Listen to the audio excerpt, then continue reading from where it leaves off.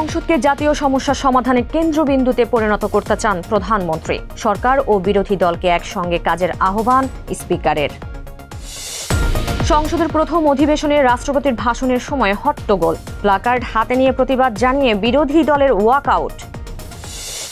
যুক্তরাষ্ট্রের তদন্তে বাংলাদেশের নাম আসাটা অস্বস্তির, বললেন বিজিএমইএর সভাপতি। অনিয়ম পেলে বাড়তি শুল্ক চাপানোর শঙ্কা। সরবরাহ স্বাভাবিক রাখতে ছুটির দিনেও খোলা থাকবে ডিপো। তেলের বাজার স্থিতিশীল রাখার প্রত্যাশা বিপিসির। পারস্য উপসাগরে আগ্রাসীদের রক্ত বইবে, হুঁশিয়ারি ইরানি স্পিকারের। যুদ্ধের 6 দিনে যুক্তরাষ্ট্রের খরচ $11 বিলিয়ন। দর্শক, স্বাগত জানাচ্ছি দ্য বিজনেস স্ট্যান্ডার্ড এর নিয়মিত আয়োজন টিভিএস রাত 8টার সংবাদে। সঙ্গে আছি তামান্না খন্দকার। দেখছিলেন সংবাদ শিরোনাম, এবার বিস্তারিত। জাতীয় সংসদকে যুক্তি, তর্ক এবং জাতীয় সমস্যা সমাধানের কেন্দ্রবিন্দুতে পরিণত করতে চান প্রধানমন্ত্রী তারেক রহমান।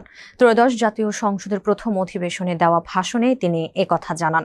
12 মার্চ সকালে ত্রয়োদশ জাতীয় সংসদের প্রথম অধিবেশন শুরু হয়। অধিবেশনের শুরুতে ভাষণ দেন প্রধানমন্ত্রী। তিনি বলেন, ফ্যাসিবাদের নির্মমতার শিকার অসংখ্য মানুষের কান্না ও হাজারো প্রাণের আত্মত্যাগের মধ্য দিয়ে আবারও জবাবদিহিমূলক জাতীয় সংসদের যাত্রা শুরু হচ্ছে। এদিকে জাতীয় স্বার্থে সরকার ও বিরোধী দল একসঙ্গে কাজ করবে বলে আশা ব্যক্ত করেছেন জাতীয় সংসদের স্পিকার অবসরপ্রাপ্ত মেজর হাফিজ উদ্দিন আহমদ। গঠনমূলক সংসদীয় চর্চার মাধ্যমে জনগণের স্বপ্ন ও আকাঙ্ক্ষা বাস্তবায়নে রাজনৈতিক দলগুলো ভূমিকা রাখবে বলেও প্রত্যাশা করেন তিনি।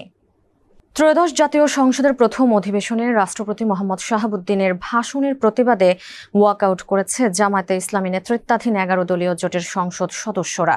12 মার্চ বিকাল 3:30টার পর সংসদের প্রথম অধিবেশনে ভাষণ দেওয়ার জন্য রাষ্ট্রপতি মোহাম্মদ শাহাবুদ্দিনকে আমন্ত্রণ জানান অধিবেশনের সভাপতি স্পিকার হাফিজ উদ্দিন আহমদ।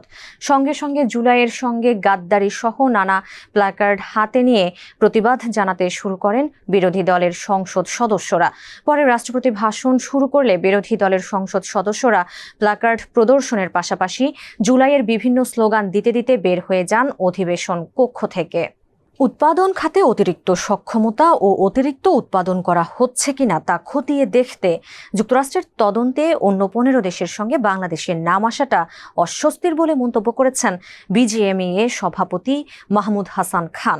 12 মার্চ তাৎক্ষণিক প্রতিক্রিয়ায় তিনি বলেন, বাংলাদেশের নাম আসার কোনো যৌক্তিকতা নেই। বিজিএমইএ সভাপতি বলেন, যুক্তরাষ্ট্রের বাণিজ্য প্রতিনিধির দপ্তরের বিজ্ঞপ্তি পড়ে আমার কাছে মনে হয়েছে 16 দেশের কোথাও অন্যায্য চর্চা, শ্রম অধিকার লঙ্ঘন, পণ্য উৎপাদন ও রপ্তানিতে প্রণোদনা প্রদান এবং মেধাস্বত্বের লঙ্ঘনের কোনো ঘটনা ঘটেছে কিনা সেসব খতিয়ে দেখতে তারা শুনানি করবে। এমন অভিযোগের প্রমাণ পেলে হয়তো তারা বসাতে পারে বাড়তি শুল্ক। দেশের জ্বালানি তেলের সরবরাহ নিশ্চিত রাখতে সরকারি ছুটির দিনেও ডিপো খোলা রাখার সিদ্ধান্ত নিয়েছে বাংলাদেশ পেট্রোলিয়াম কর্পোরেশন বিপিসি। 12 মার্চ বিপিসির সচিব শাহিনা সুলতানা সই করা এক প্রেস বিজ্ঞপ্তিতে এই তথ্য জানানো হয়। এতে বলা হয়, জ্বালানি ও খনিজ সম্পদ বিভাগের নির্দেশনা অনুযায়ী শুক্রবার ও শনিবারও বিপিসির অধীনে থাকা বিপণন কোম্পানিগুলোর প্রধান স্থাপনা বা ডিপো খোলা থাকবে। অব্যাহত থাকবে নিয়মিত তেল সরবরাহ। অতিরিক্ত তেল কেনার কারণে গত সপ্তাহে শহরের পাম্পগুলোতে তেল সংকট দেখা দেয়। বিশেষ করে শুক্রবার ও শনিবার ডিপো বন্ধ থাকায় শহরে তেল ফুরিয়ে যাওয়ায় ভোক্তাদের মধ্যে ছড়িয়ে পড়ে আতঙ্ক। বিপিসি আশা করছে এই পদক্ষেপের মাধ্যমে দেশের তেলের বাজার স্থিতিশীল থাকবে। ইরানের কোনো দ্বীপে আক্রমণ করা হলে পারস্য উপসাগরে আগ্রাসীদের রক্ত বইবে বলে করা হুঁশিয়ারি দিয়েছেন দেশটির পার্লামেন্টের স্পিকার মোহাম্মদ বাঘের গালিবাফ। 12 মার্চ তিনি এই হুঁশিয়ারি দেন। তবে ঠিক কী কারণে তিনি এমন মন্তব্য করেছেন তা তাৎক্ষণিকভাবে স্পষ্ট হওয়া যায়নি। গত কয়েকদিন ধরে ইরানের গুরুত্বপূর্ণ খার্গ দ্বীপ নিয়ে আলোচনা তুঙ্গে। আশঙ্কা করা হচ্ছে দ্বীপটি দখলে নিতে পারে যুক্তরাষ্ট্র।